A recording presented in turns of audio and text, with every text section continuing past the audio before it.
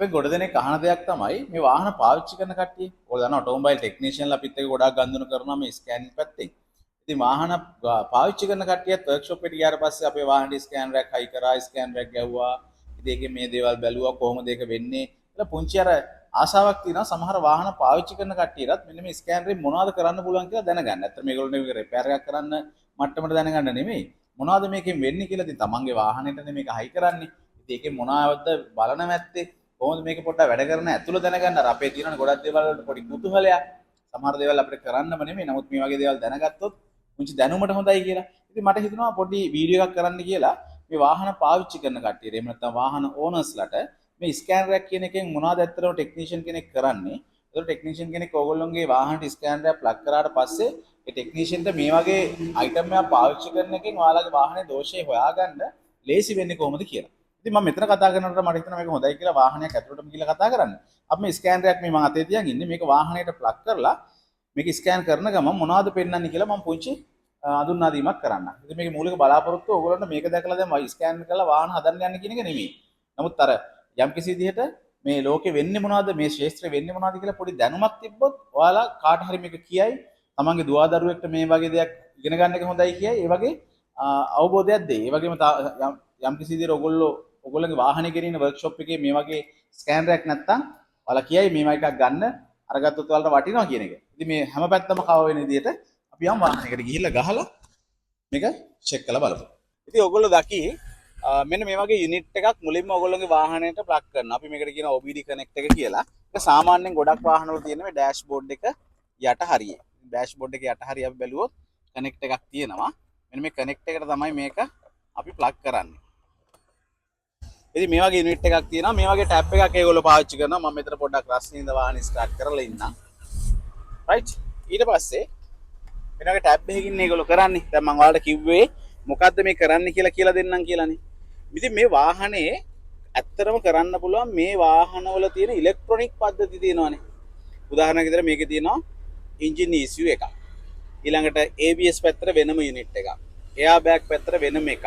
ඊළඟට body control system, radio, AC මේවට හැම විදිහටම ඉලෙක්ට්‍රොනික උපාංග තියෙනවානේ. මෙන්න මේ ඉලෙක්ට්‍රොනික උපාංග චෙක් කරන්න තමයි මේ ස්කෑනරේ කියන අයිටම් එක පාවිච්චි කරන්නේ.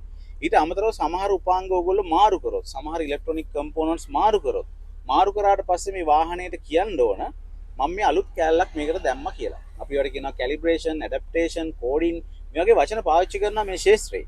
ඉතින් ගොඩක් වෙලාවට මේ ස්කෑනරයක් නැතුව මේ අලුත් වාහනයක දෝෂ හොයන්න අමාරුයි.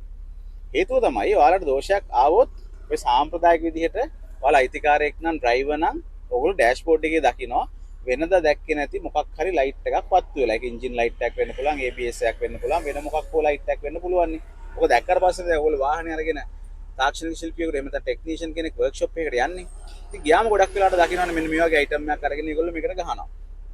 හයි කරනවා. ඉතින් මේකේ වෙන්නේ ඒ තාක්ෂණික ශිල්පියාට පුළුවන් මෙන්න මේ දෝෂේ පෙන්වන්නේ මොකේද කියලා හරියට අඳුරගන්න මේ යුනිට් එක පාවිච්චි කළා.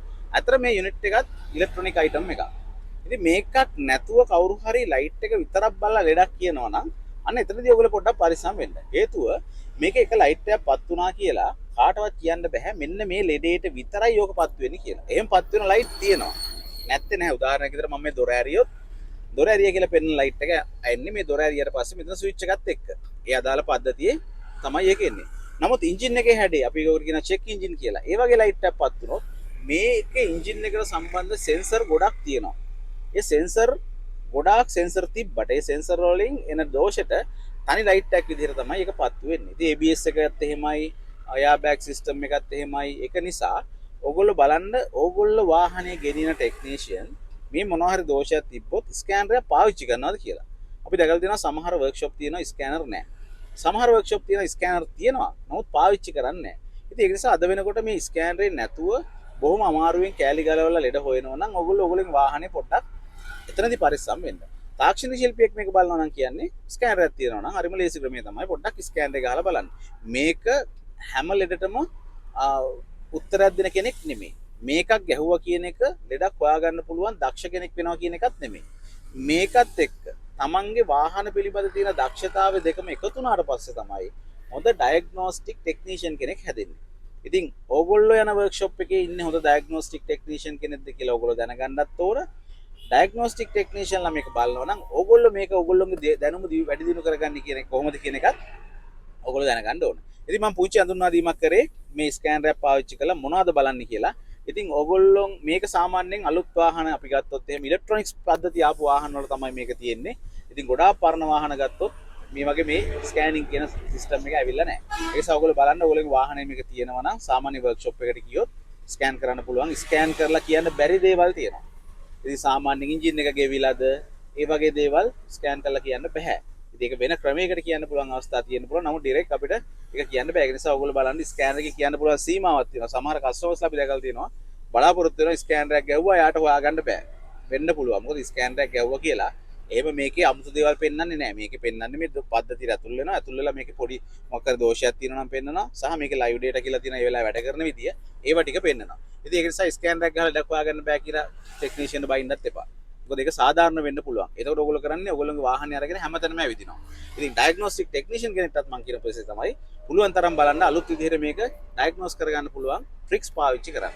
ඉතින් මම පුංචි ට්‍රිප් එකක් ගෙනාවේ. මොකද්ද මේ ස්කෑනරේ? ඔයගොල්ලෝගේ වාහනේට මේ වර්ක්ෂොප් එකට ගියාට පස්සේ ප්ලග් කරන අයිටම් එක මෙන්න මේකයි කියලා.